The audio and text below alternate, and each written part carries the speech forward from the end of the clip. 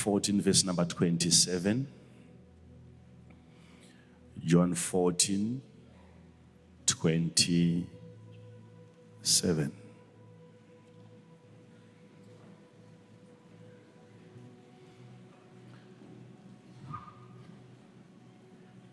Peace I live with you. My peace I give unto you. Not as the world giveth, give I unto you. Let not your heart be troubled, neither let it be afraid. Now I want you to look at John chapter 20, verse 21.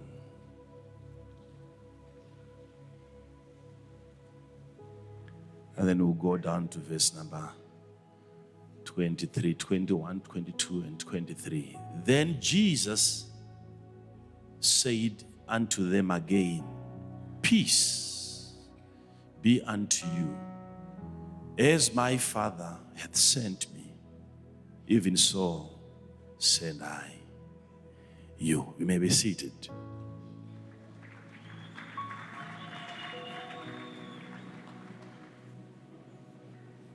If you study your Bible carefully, you will begin to understand and to appreciate the mind of God, the mind of Jesus, concerning his disciples and concerning his people.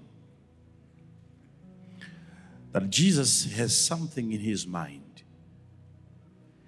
Jesus is expecting us to do something with the kingdom that he has given to us. He is expecting us to do something with the kingdom that he has given to us. Now, in the book of Matthew, chapter number 10, verses 12 and 13, Jesus is instructing his disciples to go visit cities and towns and homes. And the reason why he would want them to visit all those places, it is because of something that he has made his disciples to carry. And he's telling them that when you enter into any house, salute that house. And if the house is worthy, let your peace be upon that house. And he is not just talking about houses here. He says, into any city or whatsoever town that you enter, and you salute that city, let your peace be upon that entire city. It doesn't matter how many you are, because these disciples were just 12. And yet within them, God has placed this ability to influence the entire city.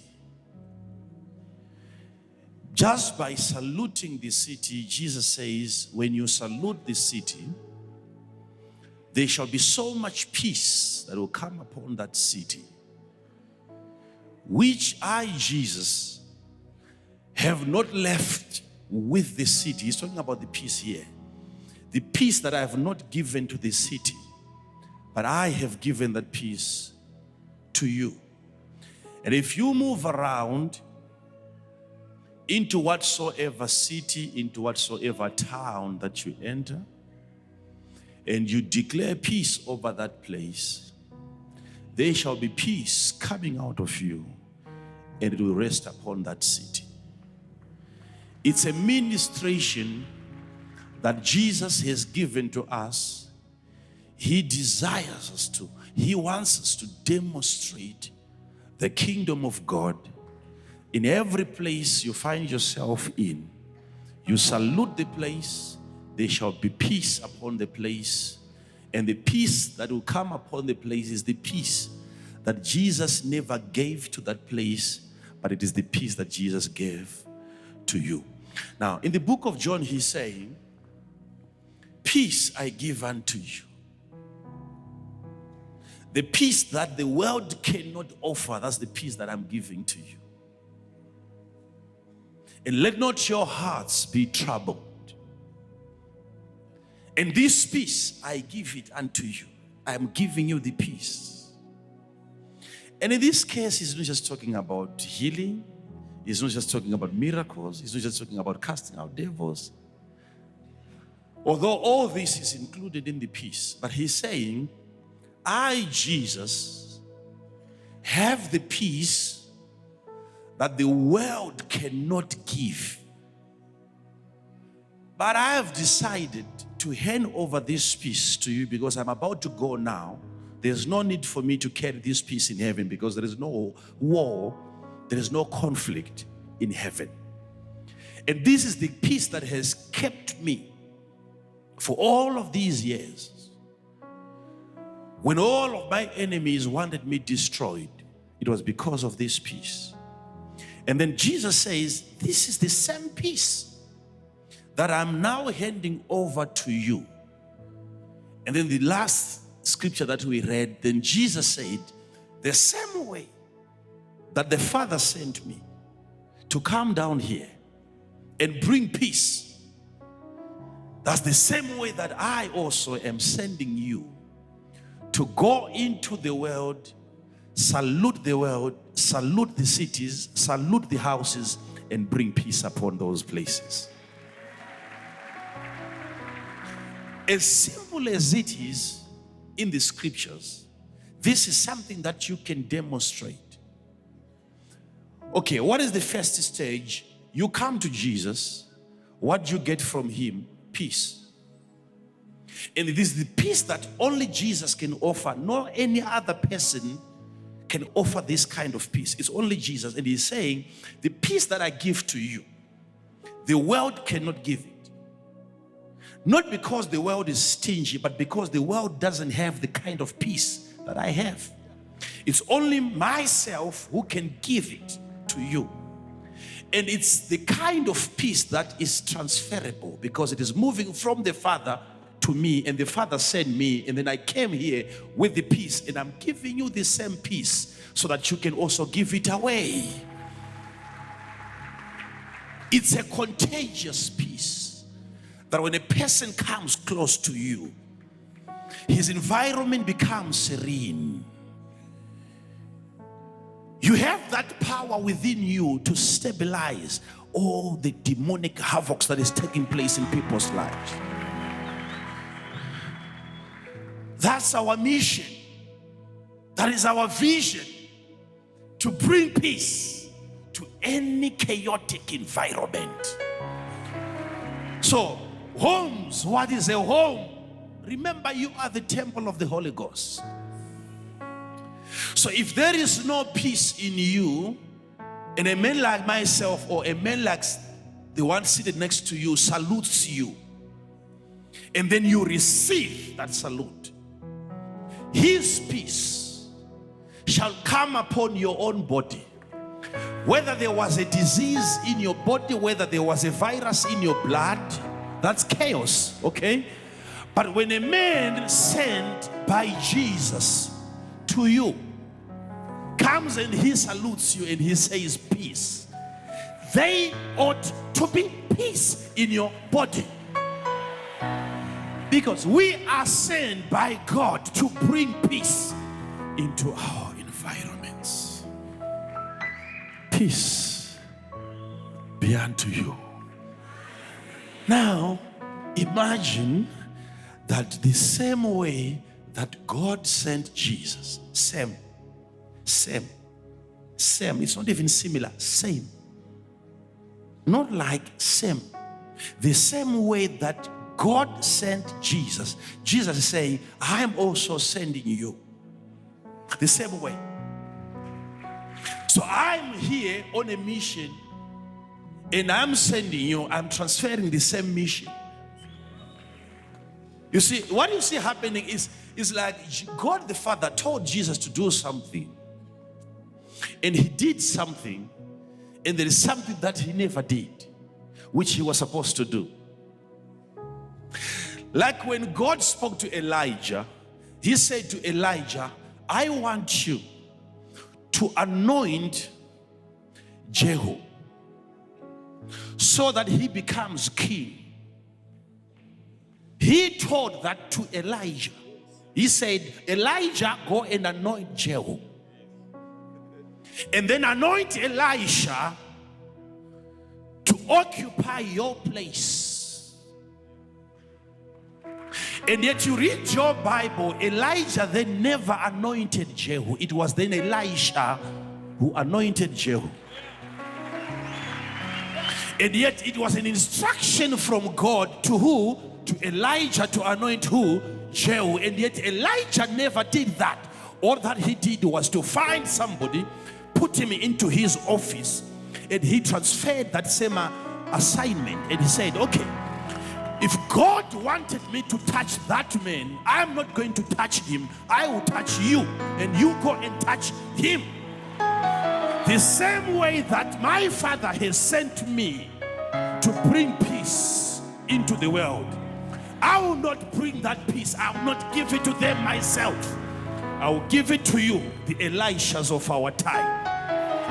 And you will carry the peace of God to every city, into your business, into your marriage. You carry that peace.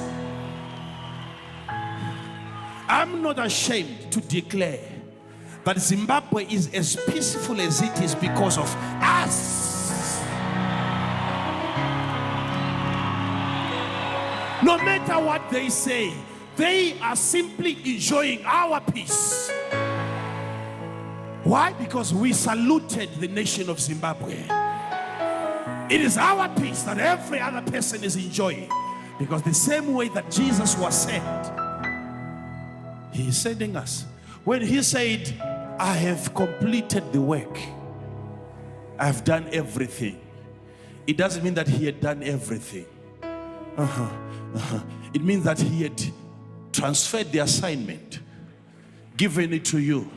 And he says, into whatsoever place you find yourself in, declare that the kingdom of God is at hand. Tell the people around you at your workplace that my presence in this company means that the kingdom of heaven is in this place.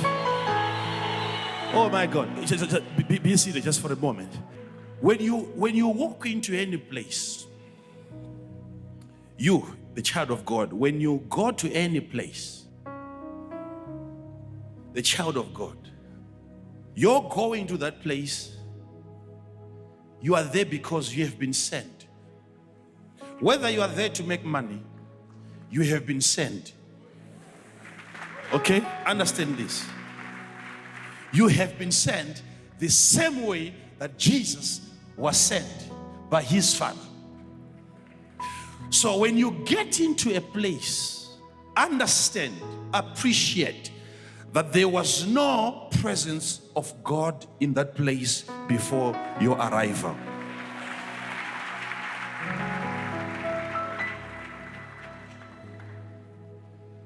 There is the presence of God that only you can bring.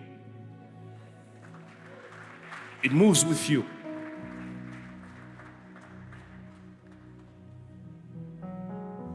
So you can't be in a place where you're wondering, is God here if you are there?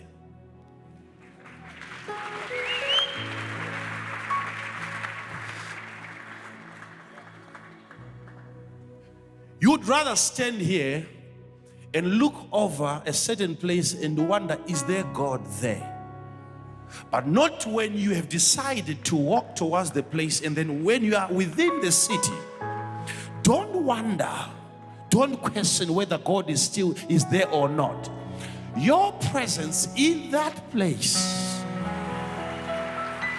Okay, imagine if you're going to do business with this kind of a mentality, knowing that God has started a company where you have God as the CEO of that company. Think about it. Your company, your business is being run by God.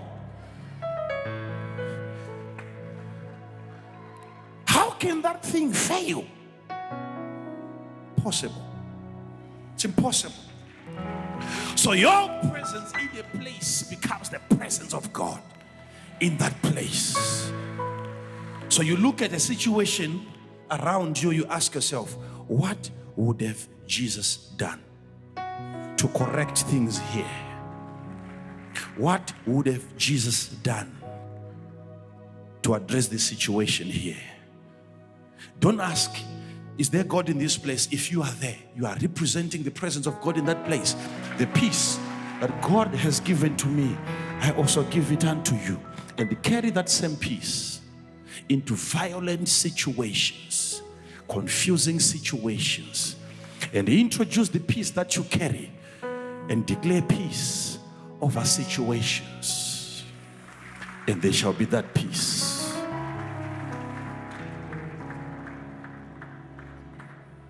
Some of the battles that you are fighting are caused by demons. In fact, most of them, except a few that you have caused yourself. Jesus woke up one day, there was chaos all over the board, and he says, peace.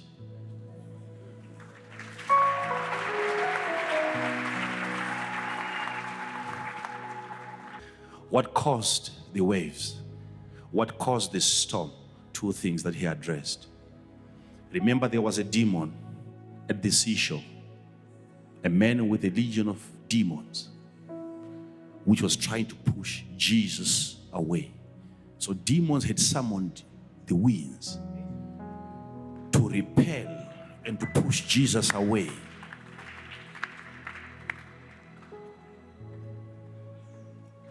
So he declares peace, causing the demons to take it easy. I'm still coming there. He says peace. The number 2 cause of this storm was unbelief, because he then begins to question them, where is your faith? Which means demons prevail in the absence of faith. I'm not just blaming demons, I'm also blaming you for not exercising your faith against demons. Demons are effective, they are at work because you didn't exercise your faith. So he's blaming them. Where is your faith? In as much as he knows that this is caused by demons, but you also caused, you are contributing. Why and how? Because you didn't contribute your faith. Contribute your faith. Contribute your faith. You are peace carriers. Why would Jesus blame them? He's saying, why are you afraid? Which means within them there was an ability to do something with the storm, but they didn't use it. The peace that Jesus then introduced to the sea, and then he rebuked some certain individual that were sitting in the boat. It means these guys could have done something apart from waking up Jesus. Why would he blame them if it was a situation beyond their control? So the storms that you are facing in your life, they are challenging your faith. And within you, there is enough power that can cause you to rise up, stretch your hands, and declare peace over that situation. You have that power. During the storm, don't cry. During a storm, don't complain. When you find a storm that is coming against you and it's pushing you away, you know it is a platform created by God to execute and exhibit your peace. God-given peace. Things will remain the way they are. The devil will continue acting like the devil until you open your mouth and you tell him to shut up. And when you do that, every person will know that you got something from Jesus. everyone will know that you got something from Jesus.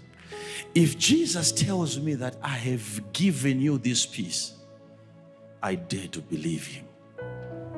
If he tells me I have given you the peace, if he tells me that I've given you the peace, imagine he's coming here talking to you and he points at it, he tells you, I've given you the peace and I want you to go out and give out that peace.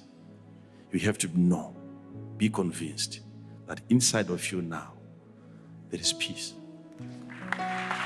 It's peace.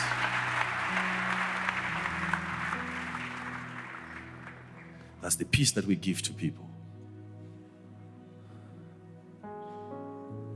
Ha! That's the peace that we give to people. So now, you are going to minister the kingdom of heaven. And you are accepted in a certain home where the couple has always been fighting, and they receive you as a child of God, and you spend a night there, you spend a day, you spend an hour. There is something that has to come upon that house if the house is worthy. The house needs to be worthy. Your coming here is proof that you have received me. And my coming here is proof that I have also received you. Now, it is now time that you also have my peace coming upon your house. You need to understand that spiritual transaction, this is not pride. This is what Jesus said. We have the kind of peace that is so contagious. Have you ever been around people that just talking to them and spending just some few minutes with them, you forget all of your problems? Why? Because their peace is contagious.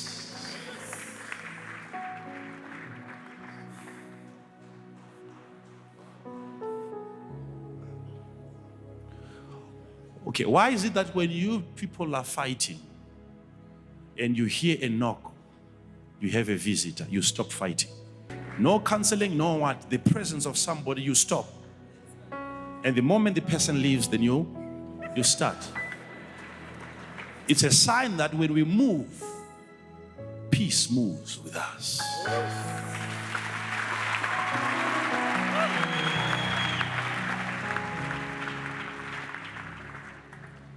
I love Jesus because he shares what he has with us. So we are no longer expecting him to come here today and do the job that you and I are supposed to do. Let's introduce peace.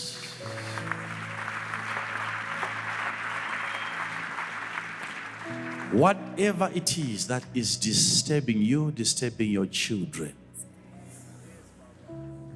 declare that my peace shall reign over this situation.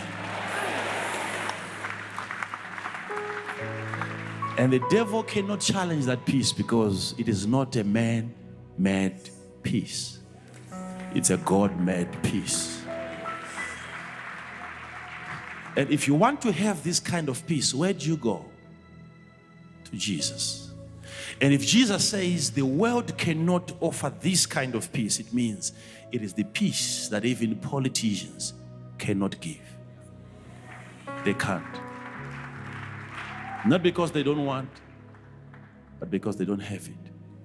It's only Jesus who can give it. And it's only Jesus who can give it, not because it's only Jesus who can give it, but it's because it's only Jesus who has it. Only Jesus And if he gives you that peace right now, because sometimes, the reason why I pray for people and minister peace to them. I'll be at home. And if I'm to wake up around 2 o'clock, and I'm aware that, that brother that never used to sleep is right now fast asleep. Just that idea, knowing that by the peace of God upon my life, I've met somebody to go to bed on time and have a peaceful night. I feel like tomorrow I have to lay my hands on somebody else again and bring my peace upon another person, because we are peace carriers. We are peace transmitters. Everyone that talks to you, if the next person who is going to call you on that phone, leave that person smiling. May God give you the grammar that introduces peace, the words and statements that brings peace into their hearts. Make them feel like they've just talked with God. You have the peace of God in you. You may be seated. You may be seated. Peace is transferable. When somebody, not in heaven, not in Mars, when someone on earth salutes you, and you know how to receive his salute, his peace comes upon your life, it comes upon your children. Honestly, what makes us to call our children and say, yo, greet the visitors? And they line up one after the other coming and greeting the visitor. Why do we do that? Are we seeking to impress the visitor? It's a concept, it's an idea that we have. We didn't know that it was scriptural. That any person who comes into your territory is carrying something divine. The person is carrying something. When you receive the person, you receive his grace. And you want that thing to fall upon your children. Your children are not coming to bless your visitor. No, you know the visitor has something for your kids. So you invite all of them, come and greet him, come and greet him, come and greet him. Because he has come into your house. And when he salutes you and you are worthy, his peace comes upon your house. Jesus was given this peace by his Father. And he came down here and he gave us the same peace. And he says to us, go. Bring peace upon every city, upon every town, upon every individual. And that's exactly what we are doing right now. Peace. Peace. Peace. Peace. Peace. Peace. Peace in the overflow. When I say this, watch how the waves will subside. Watch how your enemies will begin to back off. This one declaration will produce a peaceful testimony. You'll come here and testify that after 40 years of battling with the devil, but just one word from the men of God, my battles were over. In the name of Jesus. Heaven heavens are open and your glory will